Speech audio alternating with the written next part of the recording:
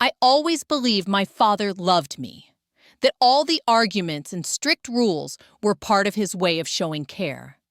But that illusion shattered the day he handed my brother $100,000 for a new business, looked at me and said, "You're worthless. You'll never amount to anything." I froze.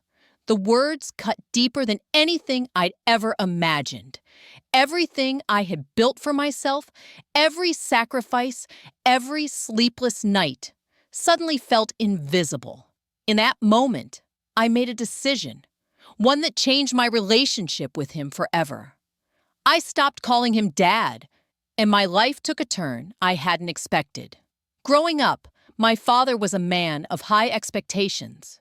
He had always favored achievement, wealth, and outward success. As a child, I learned to seek approval in every report card, every school award, every little accomplishment. Yet no matter how much I tried, it never seemed to be enough. My brother, on the other hand, seemed to glide through life effortlessly. He had charm, connections, and a way of making Dad smile. I watched, silently envious, as he received praise for small successes while my hard work went unnoticed. As an adult, I had built my life on my own terms. I worked tirelessly, saved diligently, and dreamed of launching my own business. I hoped that my father would finally recognize my independence and the effort I had poured into creating something meaningful. But instead, I was blindsided. It was a Saturday afternoon when Dad called both of us into the living room. My brother bounced in with excitement, unaware of the tension that would soon fill the room. Then Dad handed him a check, $100,000 in full, to fund his new venture. My heart sank, not because my brother received help, but because of what followed. Dad looked at me, his eyes cold and unyielding, and said the words I would never forget. "You'll never be as good as your brother. You're worthless." Everything inside me boiled. All the respect, all the love I had tried to hold on to, cracked like glass. I realized that this wasn't just a financial decision. It was a declaration of value, or lack thereof. And I had been officially erased from the equation. For days afterward, I struggled to process what had happened. I replayed the moment over and over. His words, the way my brother's eyes had widened in awkward guilt. The silence in the room that felt heavier than any storm I had endured. I tried to speak to Dad. I tried to reason, to explain how I had worked for years building a career, paying my own bills, and dreaming of contributing meaningfully to my family. He waved me off, muttering that I needed to learn my place and that I lacked ambition. I realized then that no amount of explanation would make a difference. My brother, though he loved me, didn't know how to intervene. He tried to mediate, but it only made the situation more uncomfortable. I began avoiding Dad. Phone calls went unanswered. Invitations to family dinners were politely declined.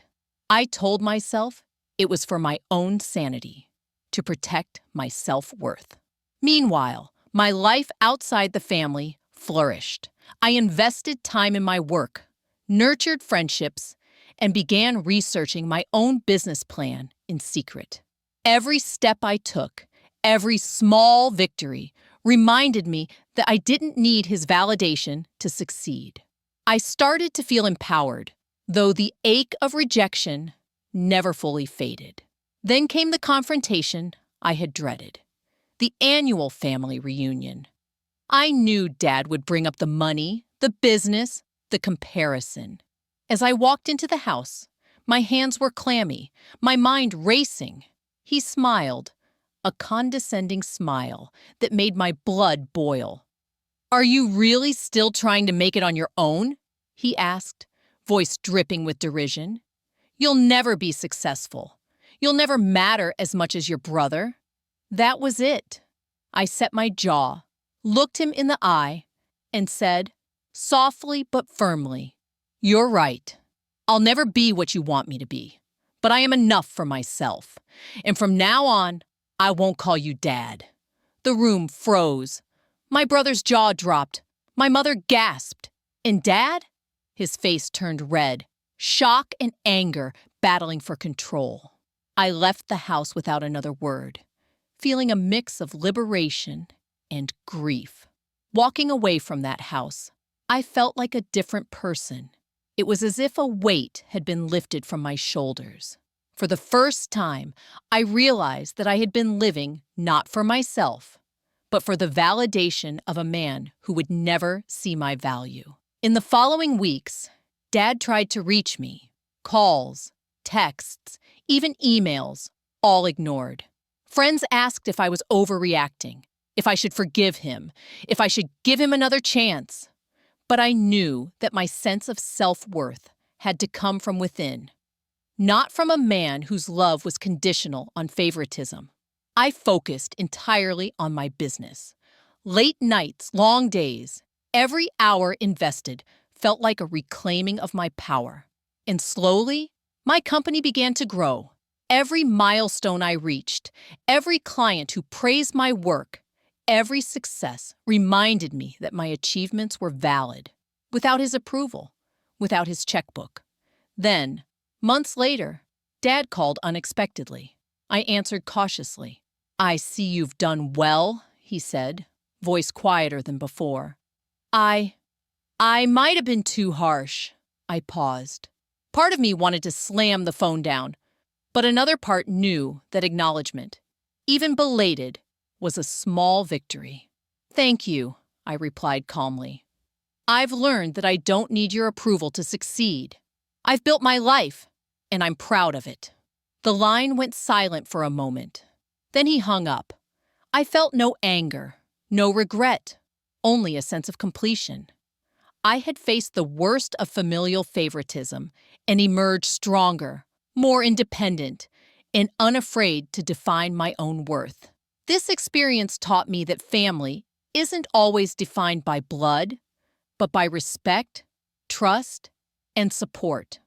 I realized that a parent's favoritism can leave deep scars, but it can also inspire growth, resilience, and self-reliance. I continued building my business, my life, and my identity on my own terms. I surrounded myself with people who valued my work, my effort, and my integrity.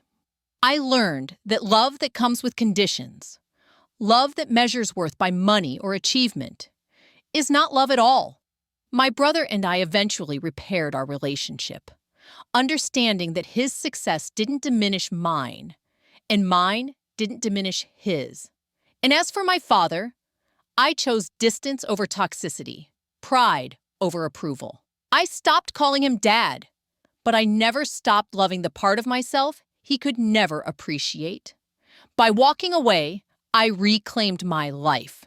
By focusing on my worth, I discovered that independence and self-respect are more powerful than inheritance, favoritism, or approval from those who cannot see your value.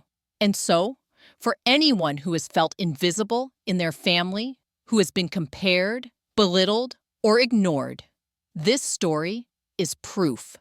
Your worth is not defined by their recognition. It is defined by your courage, your effort, and the life you build on your own terms.